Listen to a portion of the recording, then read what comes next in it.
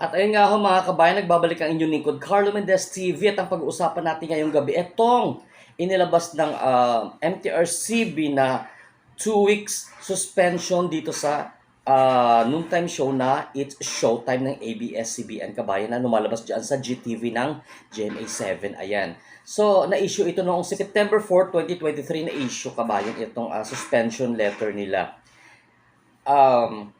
It's showtime suspension for 12 days, sabi dito sa ano. Ayan, naka-layover sa inyong screen kabayan. Number one kasi, allegedly nga yung nangyari doon sa ice cream, no? Yung dila-dila ng ice cream ni Vice Ganda at saka ni Ayon Perez during doon sa segment nila na Isip Bata, which is allegedly indecent manner.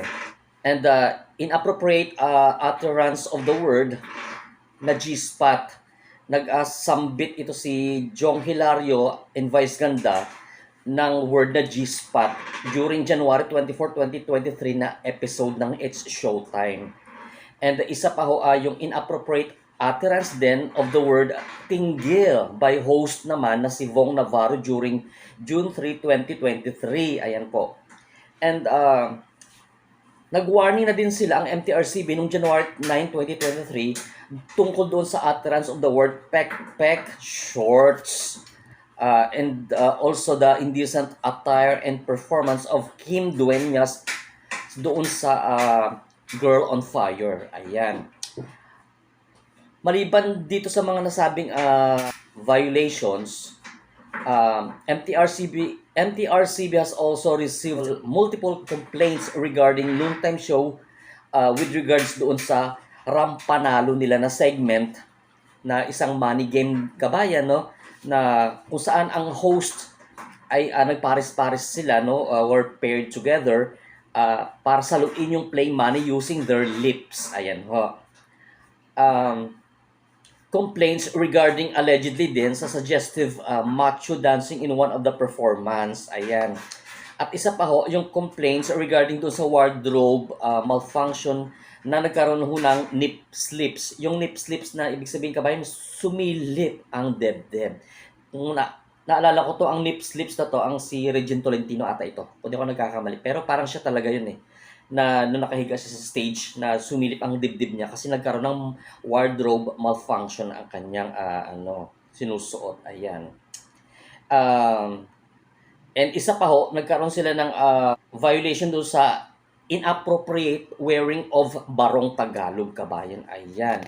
So ito ho ang ilan sa mga pinadala na suspension letter ng MTRCB dito sa It's Showtime kabayan na dated September 4, 2023. And may mga supporters ang It's Showtime na nagsasabi na sinisisi itong si Tito Soto dahil nga anak nga niya si Lala Soto na chairperson doon sa MTRCB. Guys, eto ha, paliwanagan natin ng konti itong mga nadidilaman ng landas. Si Lala Soto ho, oo, chairperson siya ng MTRCB, pero hindi ho si Lala Soto ang nagdidesisyon diyan sa kabuuan ng MTRCB. Alalahanin ho natin, ang MTRCB is a government agency under the office of the President of the Philippines, kabayan, no?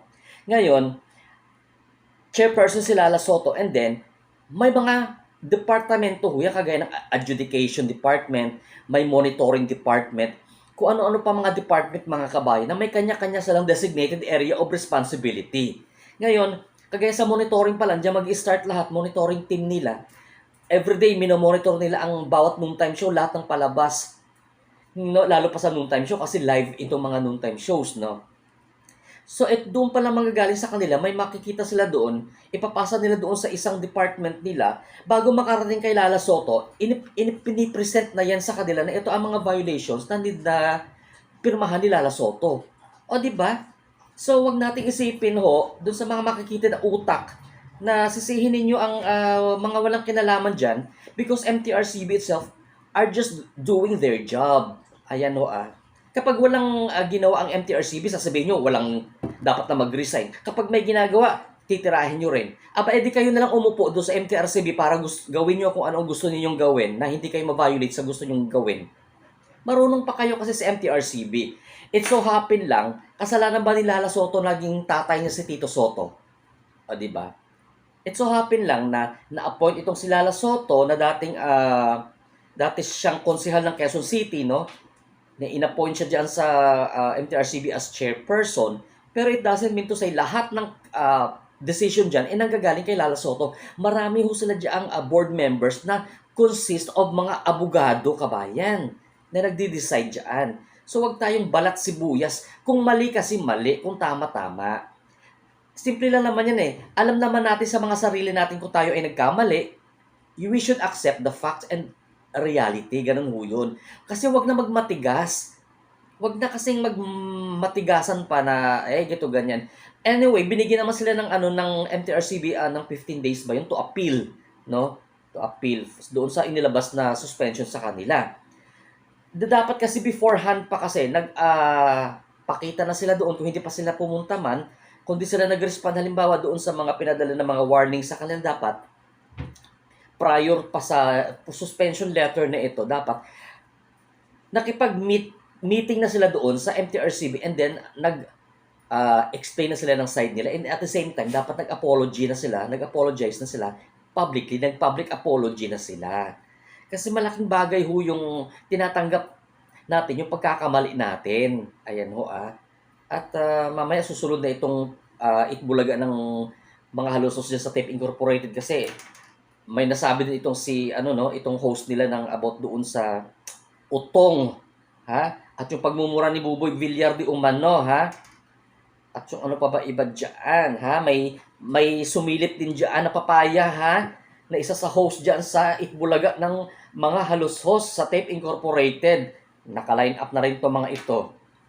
Ayan, Kaya, kung mali, kung tama-tama, huwag na nating ituwid ang tama doon sa supporters. Naintindihan naman natin yan sa supporters, gaya din naman ng supporters ito ng TVJ, no, na nagre-react. So, ayan ho, ang explanation diyan sa nilabas na kabayan, no, na suspension letter ng MTRCB doon sa H Showtime. Tanggapin natin ang katotohanan, kung mali-mali, kung tama-tama. Yun lang ho yun. And keep on supporting TVJ.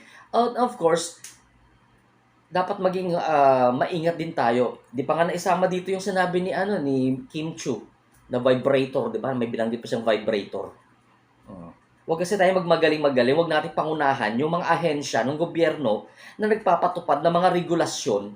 Kasi yan ho ang naatas na trabaho para sa mga taong yan. Kung tayo lang din naman pala ang masusulit, kayo na lang umupo doon. Yung mga nagrereklamo dyan na hindi tama ang ginawa ng MTRCB, kayo na lang umupo doon sa MTRCB para gawin ninyo kung anong gusto nyong gawin. Para kung gusto nyo magbastusan na lang the whole time sa show ninyo, gawin ninyo. Kung ayaw nyo sumunod, ang titigas sa ulo nyo.